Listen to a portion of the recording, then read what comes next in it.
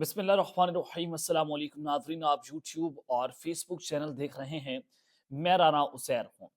नाज़रीन, इस्लामाबाद में एक इमारत में खुफिया मुलाकात हुई है और ये खुफिया मुलाकात दो ताकतवरों की, दो बड़ों की मुलाकात है, जिसका शोर है, जिसका बहुत चर्चा भी था। और इस मुलाकात के अंदर क्या कुछ होता रहा, बंद कमरे में जो ये मुलाकात हुई है, इसका मुकम्मल अहवाल जो है वो मैंने आपके सामने आज के इस वीलॉग में रखना है कि वज़ीर आज़म हाउस में क्या चलता रहा है, रात भर की डेवलपमेंट्स क्या हैं, तमाम तफसीलात आपके सामने रखी जाएंगी। और फिर दूसरी जानिब कप्तान की रहाई का परवाना GHQ से आ चुका है।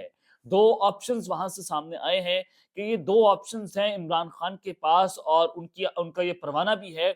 तो ये दो ऑप्शंस क्या हैं और फिर कप्तान का अडयाला वाले का इस पर इंतजार और उसका इस पर जवाब क्या है, ये तमाम डिटेल्स आपके सामने रखनी है। लेकिन आगे बढ़ने से पहले आप सबसे दरख्वास्त कि चैनल को जरूर सब्सक्राइब कर लें, बेल आइकन को दबा दें। आने वाली तमाम तर अपडेट्स आपकी खिदमत में बर वक्त पेश होती रहें। नाज़रीन, सबसे पहले इस वक्त इमरान खान साहब अडयाला जेल में किस हालत के अंदर मौजूद है। जाहिर है उन पर दबाव है, उन पर प्रेशर है।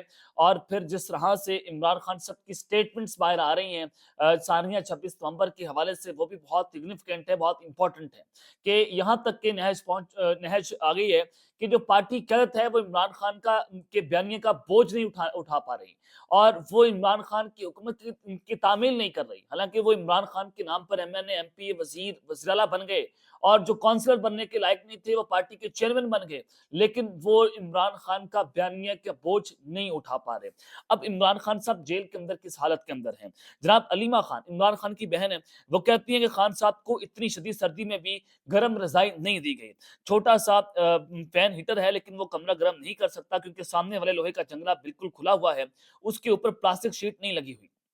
सोचें, हम अपने आराम जो बेडरूम्स में कर रहे हैं, जो गर्म कमरों के अंदर कर रहे हैं, गर्म रजाइयों के अंदर कर रहे हैं, और उस जो है वो शदीद ठंड के अंदर, ठठरती ठंड में इस्लामाबाद मंडी में इस पूरे माहौल के अंदर बहुत ठंड है, हम क्योंकि यहाँ पर रहते हैं। तो फिर इमरान खान साहब जो हैं वो किस हालत के अंदर हैं, तो आप यहाँ से अंदाजा लगा सकते हैं कि पार्टी क़यादत को शर्म से डूबकर मर जाना चाहिए कि जिस तरह से वो इमरान खान की बयानी का बोझ नहीं उठा रहे। या तो वो यहाँ से निकल जाए, या वो पार्टी छोड़कर चले जाए, या फिर जो है वो इमरान खान साहब के बयानी का बोझ उठाएं, क्योंकि आपने उसके नाम का वोट लिए है, आप उसके साथ जो है लग कर आप MNA MP PTI के बने हैं।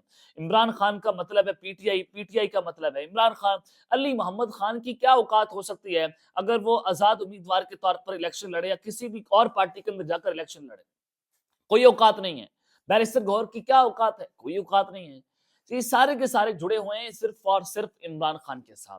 इमरान खान ने इनकी वैल्यू बढ़ा दी है। अब जनाब मैं आपको जो दो बड़ों की मुलाकात की अंदरूनी कहानी जो है वो बताना चाहता हूँ। वो मुलाकात बड़ी इंपॉर्टेंट है और ये मुलाकात जो है वो एक जानिब तो उसका चर्चा भी था, मैंने आपके सामने पहले भी खबर जो है वो रखी थी, जिसकी तरदीद बाकायदा तौर पर असद कैसर साहब ने कर दी थी कि मेरी स्पीकर हाउस के अंदर जो है वो शहबाज शरीफ से कोई मुलाकात जो है वो नहीं हुई है।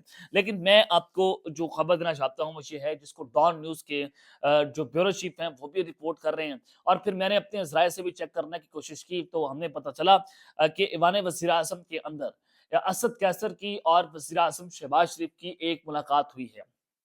जो ये मुज़ाकरात की जब खबरें चल रही थी तो असद कैसर साहब जाकर वज़ीर आज़म शहबाज शरीफ से मिले, और उसमें जो है वो शहबाज शरीफ ने जो असद कैसर को यकीन दहानी करवा दी है कि आप थोड़ा सा इंतजार करें कि हम आपके लिए कुछ ना कुछ जो है वो करेंगे, हम आपके लिए कुछ ना कुछ जो है वो रास्ता निकालेंगे।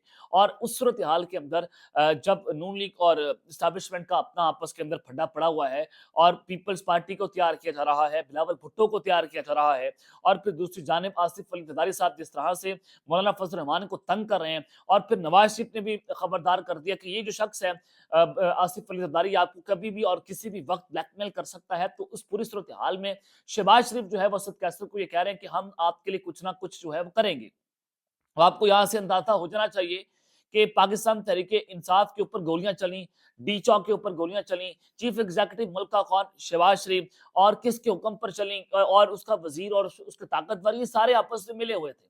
और सानिया डी चौक आप लोगों ने किया, और उसका जिम्मेदार कौन है? ये सारे लोग हैं। اور آپ ان کے گھر جا کر ملاقات کر رہے ہیں۔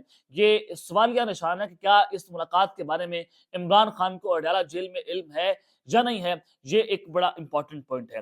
لیکن جناب وہیں پر جو ہے وہ دوسری جانب میں آپ کو ایک اور بڑی خبر دینا چاہتا ہوں کہ جی ایچ کیو کی جانب سے رہائی کا جو پروانہ آیا ہے عمران خان کے لیے، دو آپشنز جو ہیں وہ جناب خان کو دیا گئے ہیں۔ محمد مالک صاحب AR1 نیوز پر اپنا پروگرام کرتے ہیں 11 بجے کا، تو اس پروگرام کے اندر محمد مالک نے ایک بہت بڑا انکشاف کیا ہے۔ محمد مالک صاحب جو ہیں وہ کہتے ہیں کہ فیصلہ سازوں نے، اب جو فیصلہ ساز ہیں وہ شہباز شریف نہیں ہے، اگر شہباز شریف ہوتے یا حکومت ہوتی تو ان کا نام لے لیا جاتا۔ اب فیصلہ ساز کون ہے؟ ہوائی مخلوق، جن کا نام آپ ٹی وی پر عموماً لے نہیں سکتے، اس ملک کی اسٹیبلشمنٹ، اس ملک کی کرتا دھرتا، وہ فیصلہ ساز جو ہے وہ عام طور پر ان کو صحافتی زبان میں فیصلہ ساز کہتے ہیں۔ تو فیصلہ سازوں نے عمران خان کے سامنے جناب دو آپشنز جو ہیں وہ رکھے ہیں۔ دو آپشنز یہ ہیں کہ پہلا آپشن اس میں یہ ہے کہ سول نافرمانی کی جو کال خان صاحب نے دی ہوئی ہے وہ کال جو ہے وہ واپس لے، اس کے بدلے میں عمران خان پر جیل میں سختیاں کم کر دی جائیں گی، آہستہ آہستہ ان کے لوگوں کو رہا کرنا شروع جو ہے وہ کر دیا جائے گا، جس میں شاہ محمود قریشی جناب، اس کے علاوہ یاسمین راشد ہیں، جاز چودھری ہیں، عمر سرفراز چیمہ ہیں، جو پچھلے ایک ڈیڑھ دو سالوں سے 9 مئی کے بعد سے اب تک گرفتار ہیں، ان کو رہا نہیں کیا گیا، ان کو رہا کر دیا جائے گا۔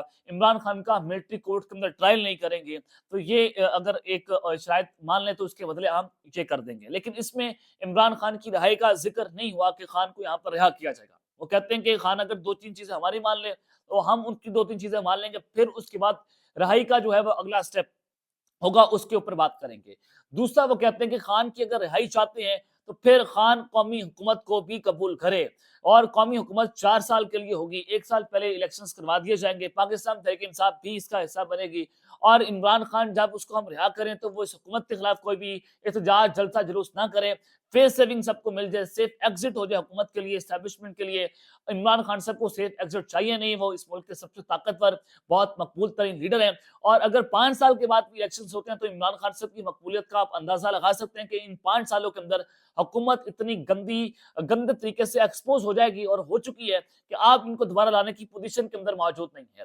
اب جو قومی حکومت کا مطالبہ عمران خان کے سامنے رکھا جا رہا ہے کہ اس کے بدلے آپ کو رہا کر دیں گے، یہ عمران خان سے سیف ایگزٹ مانگا جا رہا ہے، یہ عمران خان صاحب سے فیس سیونگ مانگی جا رہی ہے کہ جناب آپ ہمیں تھوڑی سی فیس سیونگ دیں، عوام کے سامنے یہ ایک امیج چلا جائے کہ عمران خان صاحب نے ڈیل کر لیا ہے، عمران خان اس حکومت کا حصہ بن گیا ہے، تو لہٰذا ساروں کے بدلے میں کچھ نہ کچھ پلے کے اندر کچھ نہ کچھ آ جائے، عمران خان کا ایک امیج یہ چلا جائے۔